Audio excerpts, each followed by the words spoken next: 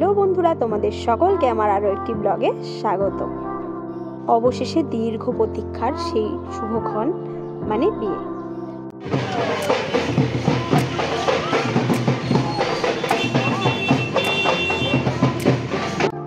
আমাদের নিতাই বাবু কিন্তু বর সেজে চলে এসেছে, আর গেটে দাঁড়িয়ে আছে তার শাশুড়ি মা তাকে বরণ করার জন্য।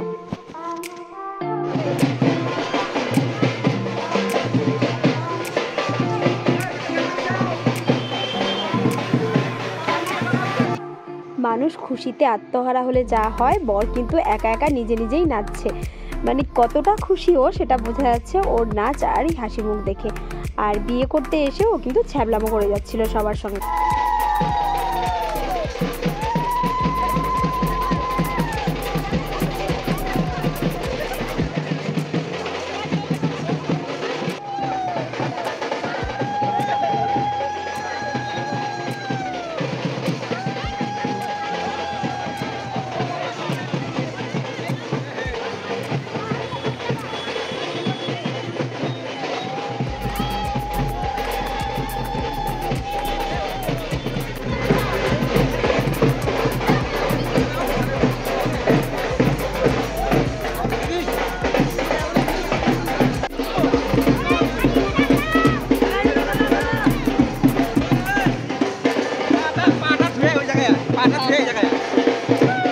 বিয়ের অনেক নিয়ম কানুনের মধ্যে এটাও একটা নিয়ম।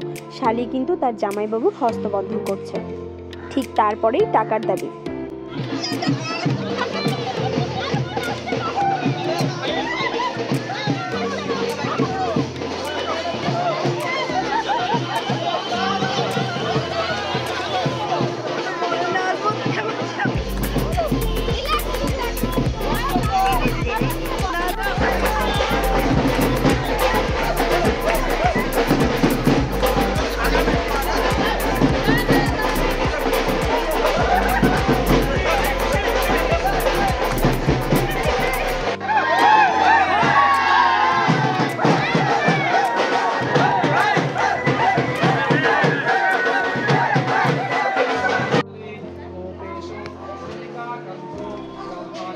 বিয়েটা হচ্ছে আমাদের বাংলাদেশের বিয়ে।